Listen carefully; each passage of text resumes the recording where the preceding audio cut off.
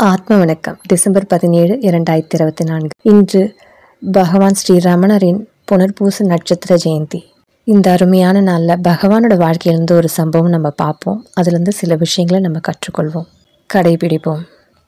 பொதுவாக மனிதனோட குணம் எப்படிப்பட்டது அப்படின்னா, தனக்கு நன்மை வரும்போது ஏற்றுக்குவோம், ஆனால் தனக்கு தீமை அப்படின்னும் போது நம்ம அது எதிர்க்க தான் பார்ப்போம். ஆனால் பகவான் அப்படி இல்லை. நன்மையாக இருந்தாலும் தீமையாக இருந்தாலும் இரண்டையும் சமமாக பாவிச்சார். எது நடக்குதோ அது விருப்பம் போல் நடக்கட்டும், இயற்கையோட நியமம் எதுதான் அப்படின்னா அதை ஏற்றுக்கணும் அப்படின்ற ஒரு கொள்கையில் இருந்தார். அப்படி ஒரு சமயம் நடந்த நிகழ்வை தான் இப்போ நம்ம பார்க்க போகிறோம்.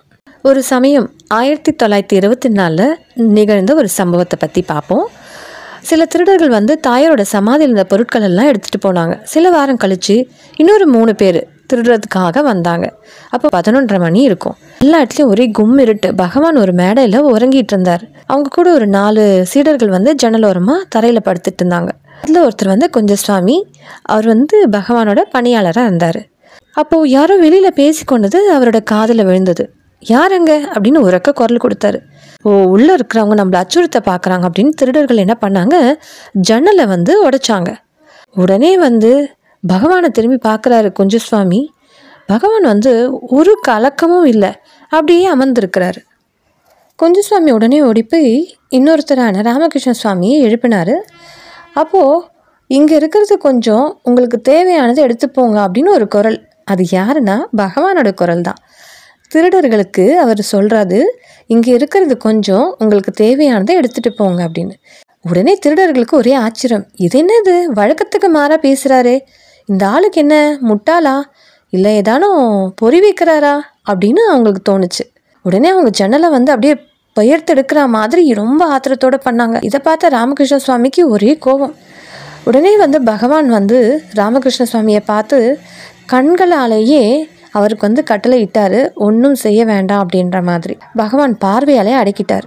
இல்லைன்னா அந்த நேரத்துக்கு ராமகிருஷ்ண சுவாமிக்கு இருந்த கோபத்துக்கு அவங்கள துவம்சம் பண்ணியிருப்பார். பகவான் திருடர்களை அது அவங்களுடைய தர்மம், நம்முடையதை நாம் தடுக்க வேண்டியதில்லை என்று சொல்லிட்டார்.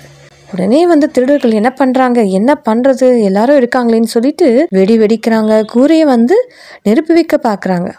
உடனே பகவான் சொல்லிட்டாரு, அப்படிப்பட்ட காரியம்லாம் வேணாம்ப்பா, நாங்களே வெளியில் போயிடுறோம் அப்படின்னு சொல்லிட்டு எல்லாரையும் கூட்டிகிட்டு வடக்கு வாயில் வழியாக வெளியேறாங்க. உடனே ஆசிரமத்துக்காரர்கள் தன்னை ஏதோ பண்ணிடுவாங்களோ அப்படின்ற ஒரு பயத்தில் கதவு அருகில் கம்பும் கையுமா அந்த திருடர்கள் நிற்கிறாங்க. எல்லாரையும் அடிக்க ஆரம்பிக்கிறாங்க. பகவானுக்கும் இடது காலில் முழங்காலுக்கு மேலே ஒரு அடி விழுந்தது. உங்களுக்கு திருப்தி இல்லைன்னா இன்னொரு காலிலும் அடிக்கலாம் அப்படின்னு பகவான் அவங்க கிட்ட சொல்லிட்டு நகர்றாரு. உடனே ராமகிருஷ்ண சுவாமி அடி விழாமல் பகவானை தடுத்து அப்படியே கூட்டிகிட்டு போயிட்டார். அப்போ கூடத்துக்கு வடக்கில் இருந்த நிலையில் யாராவது அசஞ்சா தலையை நொறுக்கிடுவோம் அப்படின்னு திருடங்க எச்சரிக்கிறாங்க.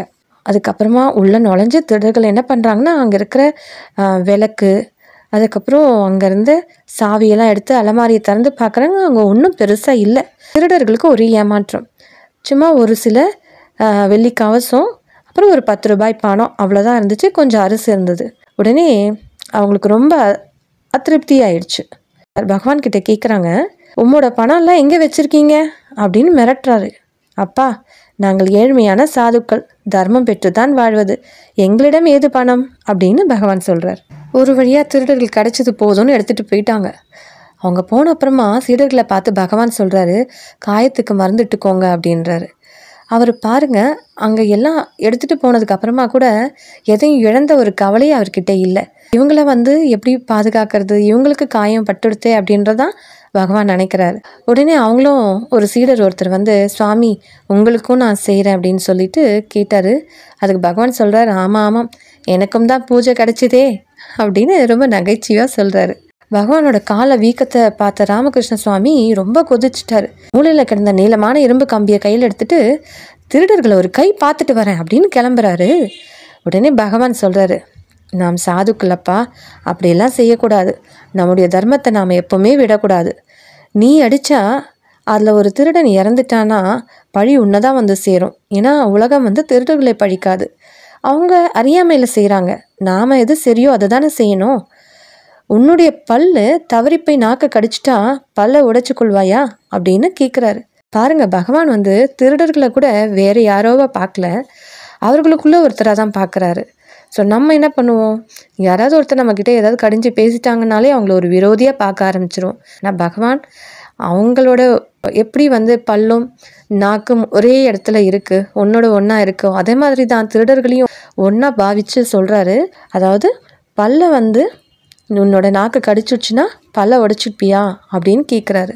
இந்த மாதிரி பகவானோட வாழ்க்கையில் நிறைய சம்பவங்கள் இருக்குது. இன்றைக்கி நம்ம இந்த நிகழ்வுலேருந்து இந்த பொறுமை, சகிப்புத்தன்மை, எதையும் ஏற்றுக்கொள்ளும் பக்குவம், இந்த மாதிரியான விஷயங்களை நம்ம கற்றுக்கிட்டோம். இதை வாழ்க்கையில் கடைப்பிடிச்சு நம்ம ரொம்பவே ஆனந்தமான ஒரு நிலையை அடைவோம். நன்றி. ஆத்ம வணக்கம்.